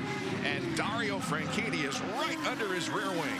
And what's important now is both Dixon and Franchitti, they got to look up ahead to see where they can make the move. Where does Franchitti think Dixon's going to get hung up? And who's a big help to these guys right now is their spotters up top saying, hey, this guy's slow here. He's better there. This is how you want to set that up. They can maybe just help with some strengths and weaknesses as these leaders right here are going to try and work their way through the pack. But look, it's already, they've been on the back of Carpenter for 2 laps right now, and they're still there. They've slowed up 1 second. They were running 17-second flat laps. Now they've gotten behind Carpenter, and they're running 18-second laps. 1 second slower, and they still can't do anything about getting by him. Yeah, we were riding on board, and we saw very little of that ethanol blue flame out the back. And the moment now he gets behind, look at that. All kinds of lifting and flames out the back, because what are you going to do? You've got all that disturbed air ahead of you, and just a huge difference from running on your own or behind someone in dirty air. Yeah, one guy that's pretty happy about this scenario, Dixon and Franchitti had pulled about a 3-second gap back to Graham Rahal. Yeah, Graham's and now Graham's shrunk that down to almost a second. Yep. at some point, Scott Dixon is going to have to take a risk, because I don't think you can just let Dario hang there. I think you've got to, at some point, make a move. And it's going to be aggressive. It's got to be. 1.1 second difference now between second and third as we're on board with TK. And 2 gears for Tony Kanaan. He's pushing hard. He's 6th, the lap down. Well, guys, earlier, I talked to Emma Dixon about, supposed to have the baby in 3 weeks, and how's it feeling? Well, I talked to Mel Hull, Mike Hull's wife, and she said that Emma told her right after we had that discussion that she actually had a contraction. So who knows if Scott Dixon wins this thing or Dario gets up in his tailbox, we might have a baby here in the infield care center soon.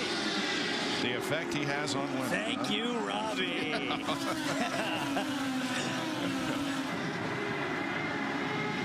Laps clicking down, just 15 to go.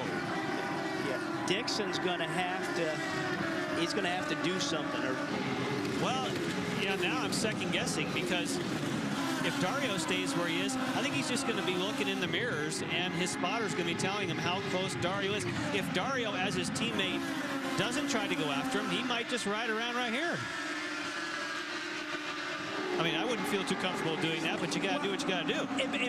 But that's making sense what we're seeing, because we don't see any sizing up, where somebody's getting a run and just looking at the inside or looking at the outside. There's no sizing being done with Dixon on Carpenter, Franchitti on to Dixon. They're just driving and doing laps, and there's not many left. Now, it's worth saying laps left. That the series has seen the fact that there's been some races where it's extremely difficult for passing to take place, and in some upcoming races they're going to throw some new regulations out, some new aerodynamics. They're talking about push to pass. They recognize that they need to give these drivers more opportunities to pass. It'll happen before the end of the year, so they're hoping before the year's out they'll restore some more ease of passing. It's always tough on a 3/4 mile oval, but they're going to try and make the guy's job easier as the season goes on. And historically, it's always been tough to pass. You can always catch somebody, but passing them's another story. And hopefully those changes will be made as we go to Kentucky and Chicagoland. 10 laps to go. Real quickly, let me update you on Helio Castroneves. He has left because he wanted to get out of here quickly. Here's what he told me it unfolded, and you're absolutely right. It was he seeing Scheckter, but actually the National Guard car was involved as well. He said when the 4 car checked up, he went to the high side, and then lo and behold, there was Scheckter, and it was in the wall. It all happens fast around this place. Yeah, thanks, like Jack. 7.5 laps to go. Dixon with just a couple of car lengths advantage on Dario. He's not sizing him up right now. No. And Graham has not cut into the interval between second and third. Lindy? Graham is struggling with a little bit of vibration in his car right now, but they are really cheerleading Graham in his ear at this second. They are saying, Graham, you have just got to survive this. Graham only has 3 top 10 finishes on ovals in his career. His best was 4th 3 races ago at Milwaukee, so he's on pace for a career best finish of 3rd. When you start hearing single digits, 6 to go, 5 to go, all of a sudden, no matter how sore you are, you're like, I can do it. I can do it. I'm going to keep this thing on the track. And he can do it because he's not being pressured by position from behind. We saw Kanaan there chasing him down, but remember, Kanaan's 1 lap down to Graham, so it gives you a little bit of ease when you're Graham's position. They're saying, come on, stay with it. Tony Kanaan is right behind Graham Hall on the racetrack, but Kanaan is a lap down in 6th spot.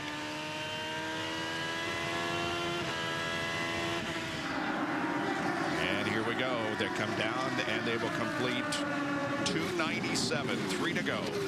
I just don't think Dario can get close enough to the back of Dixon just aerodynamically. I think he gets closer. If he got any closer, he just wouldn't have any downforce on the front of his car. So he's got to maintain that 2 or 3 car length gap right now. If he did get close and it took that air off the front, it would wash him up the racetrack. He'd get into those marbles and he'd be up there dancing or even hitting the wall. White flag is waving for Scott Dixon. Less than 3/4 of a mile to go. Ganassi domination. That's what we've seen here at Richmond. Off the 4th corner, here's the checkered flag. Scott Dixon wins. Way to go, Scott. Great job tonight, man. You won it for us. Well done. He wins his 3rd race of the season, his 2nd win here at Richmond International. His 19th career win, and that ties him with Sam Hornish Jr. as the all-time winner in the Indycar Series. Graham Rahal with a strong 3rd, and Hideki Muto and Danica Patrick have 4th and 5th place finishes tonight. Down to Robbie. Well, Emma, as the fireworks go off, your husband moves up a spot. He's 2nd at points, only 2 behind Dario. What a going away present, wasn't it? No, it was perfect. I'm so happy. It was just what I wanted to see. I'm sad it's my last race, but I'm so happy he won. I couldn't go on. You're around him the most, but first I want to ask about those contractions. I heard Mel told me you had a contraction after we talked. Was that true? You know, it's so weird. I did. I think I stressed myself out when they're coming to the pits because, like, it's stressful. It's so close. We know the number 10 boys are as good as the number 9 boys. So I was like, ah! But I'm just so happy. I believe it's 5 top 6s in a row now. Congratulations after his year started off so bad. Those first 2 road races now coming on strong, the ovals, but it's back to the road races. I know. He's really excited. It's so funny, though. When Scott knows he's going to have a good day, he always says in the morning, like, and he said that today. He said, I know I'm going to have a good day today. So Dixon clan doing well, all 3 of them. And always a great display of fireworks here at Richmond as Scott is in victory lane, and we'll be back to talk with him in just a moment on Versus.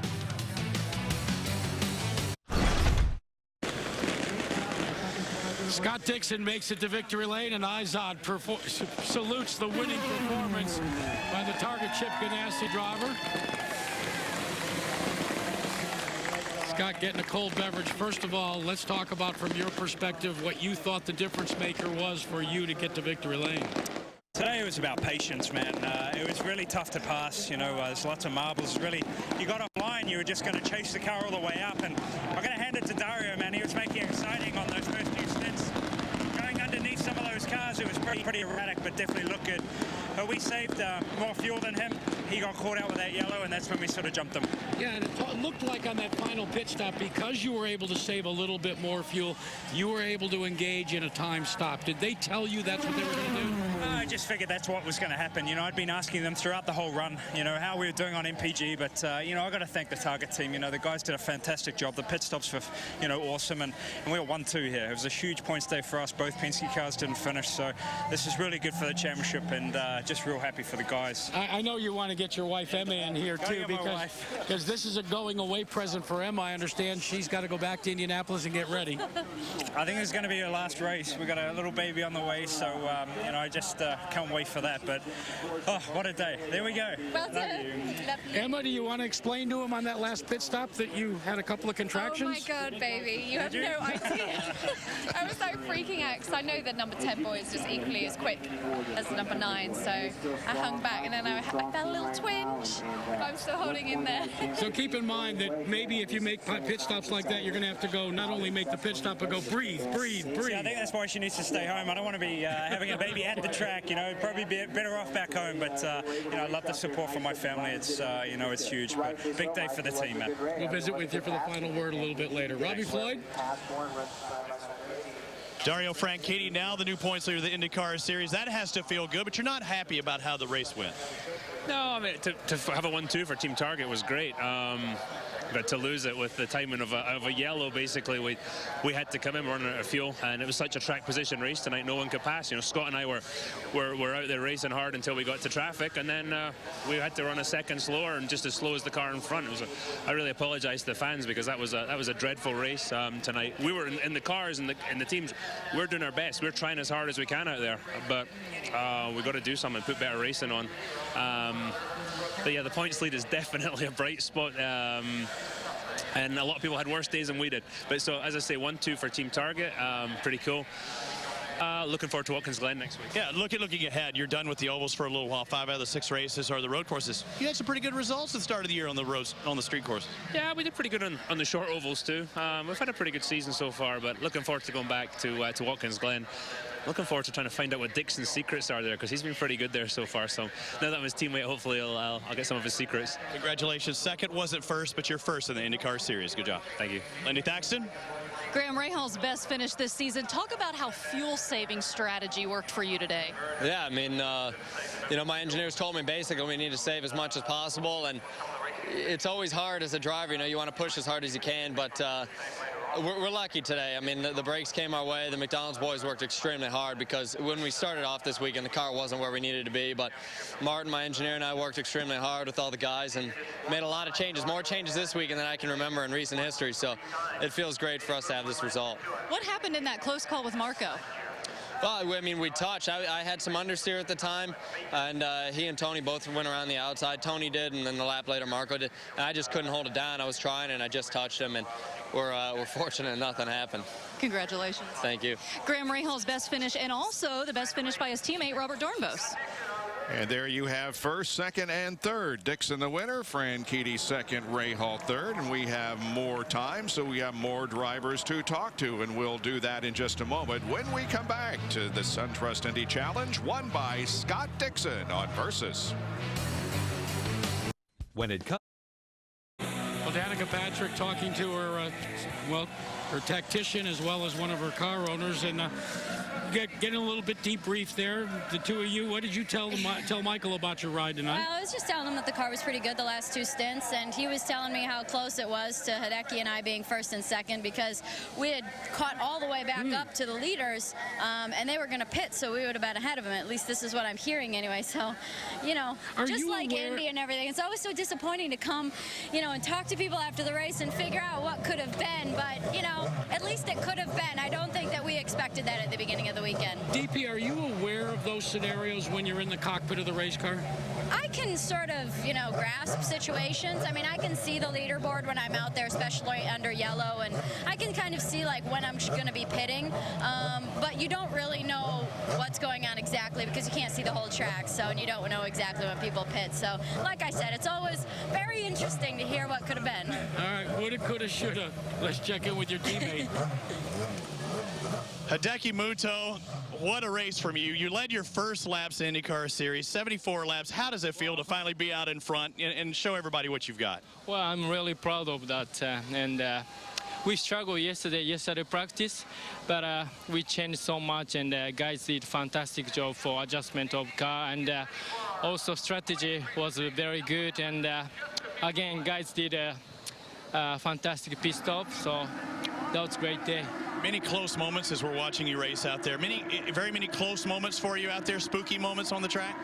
Yeah, many times, yeah, I can't remember now, but yeah, because if you go up high, you get marbles, and sometimes, yeah, you get loose moment, but this is still race, so car was good, really up high there, and I feel good. I believe it's 5 out of the last 6 races you finished in the top 10, but back-to-back top 5s. What's changed?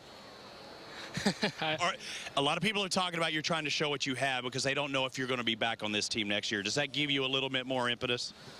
No, I don't care. I just need to do my best as I can, and I believe my team.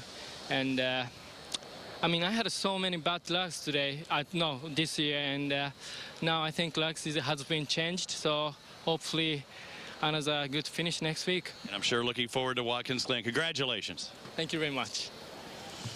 Hideki Muto with a great run here at Richmond International. Our Firestone pit performers.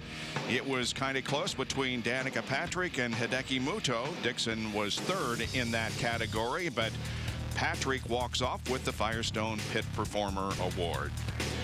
Well, we had to do a little rearranging with our camera operators before we started this race tonight, because one of our great camera people and dear friend Ray Winsell was home with his beautiful wife Chris.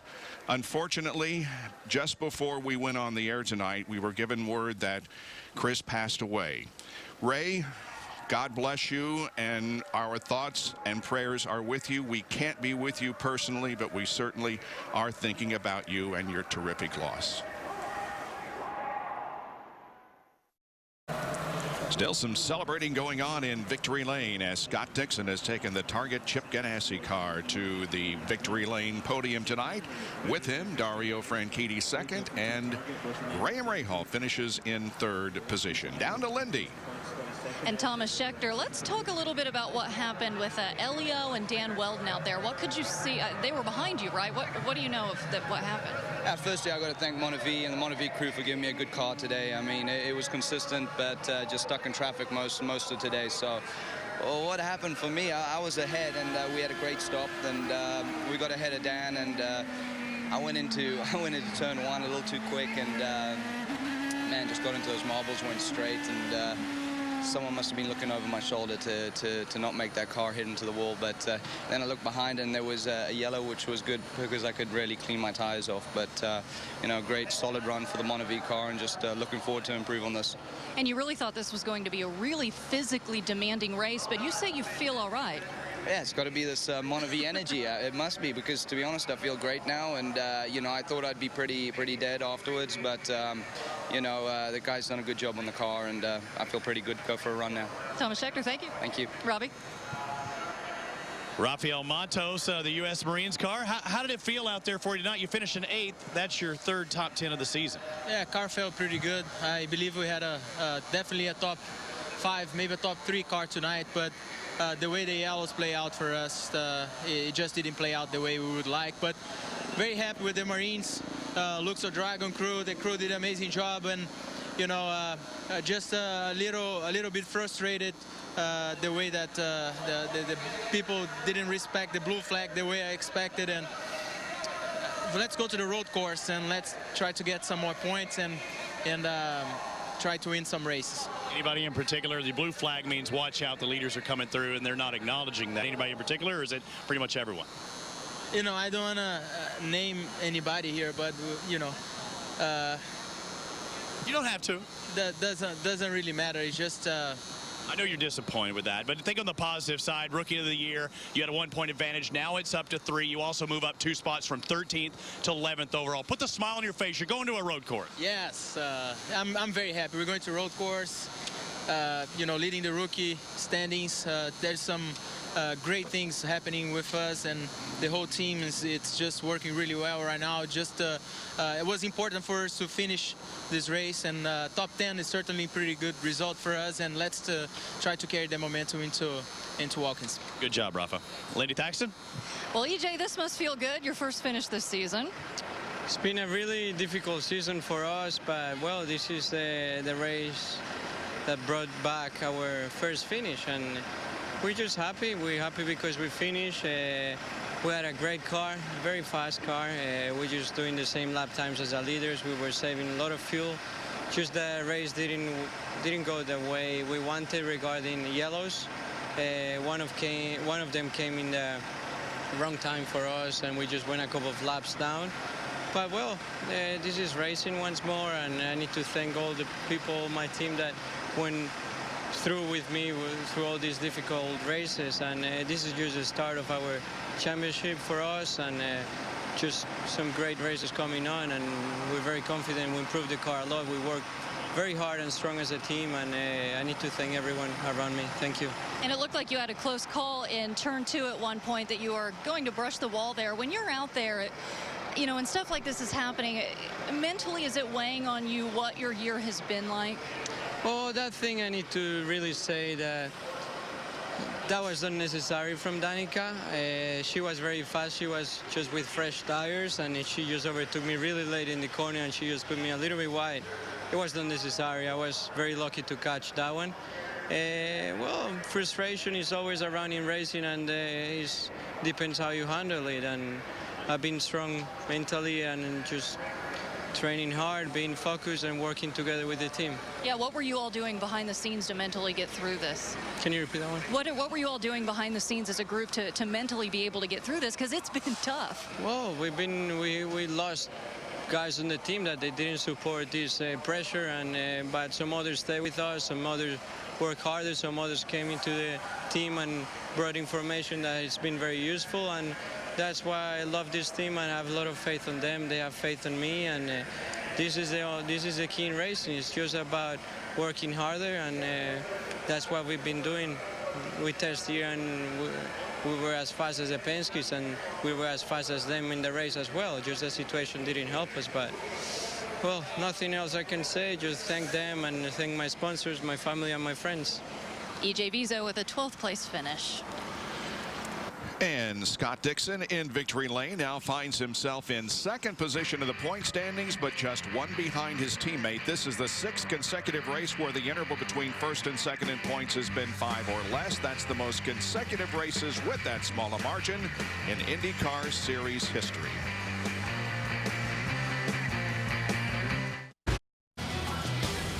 Well, we're finished with the ovals for a while. The next time we will be on with an IndyCar Series event will be in Edmonton, Alberta. The second time that the IndyCar Series has competed there. It's an airport course. Join us for that event on Sunday, July the 26th. Take a look at the final results for the race here tonight, the SunTrust Indy Challenge. There were a total of 5 cars on the lead lap at the end of the race. Ray Hall's best career finish on an oval, Muto's 3rd finish or a 4th or better on the short tracks, Danica's 5th top 5 this season, and Robert Dornbos equals his best career finish in the IndyCar Series. In the second half of the field, well, that's where you find some surprises. Elio Castro-Neves 17th and Ryan Briscoe 19th. It was not a good night for Team Penske. And now our salute to the crew that took Scott Dixon to victory lane here this evening. We want to give as much credit as we can to the guys who change the tires, puts the fuel in, and gets the car back on the racetrack as quickly as they can. Nice going, guys. Here's Jack Arute. Well, and you talk about that crew and the way they perform. Take a look at the sequence in terms of the last word. They were the difference maker tonight for Scott Dixon over his teammate Dario Franchitti. It came down to that final stop, and we're joined by the crew chief, Ricky Davis, and along with Mike Hull, the strategist for Scott Dixon. We already talked to you, so we're going to talk to you in a couple of seconds. But Ricky, first I want to know, when were you guys aware of the fact that that last stop was going to be a time stop? Well, we were hoping to be able to get to a certain lap to where we could go full rich on fuel, and as it played out for us, finally played out for us and went our way, we knew exactly how much fuel we needed and be able to run full rich and get to the end. So it played out perfect for us. We really didn't know how much fuel to put in until the yellow came out and they did a quick math and figured it out. And Mike, you have always talked about the incredible ability your driver has to make fuel.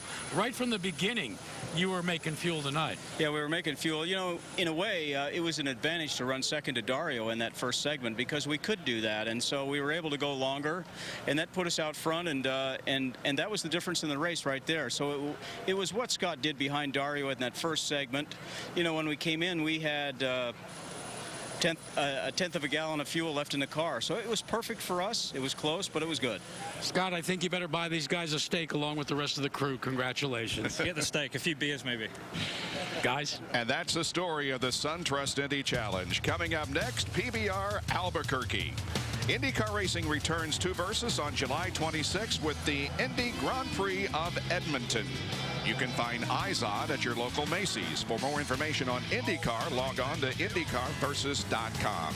Congratulations to Scott Dixon, winner here tonight at Richmond. For Jan Beekes, Robbie Buell, Jack Arute, Robbie Floyd, and Lindy Thack in Edmonton.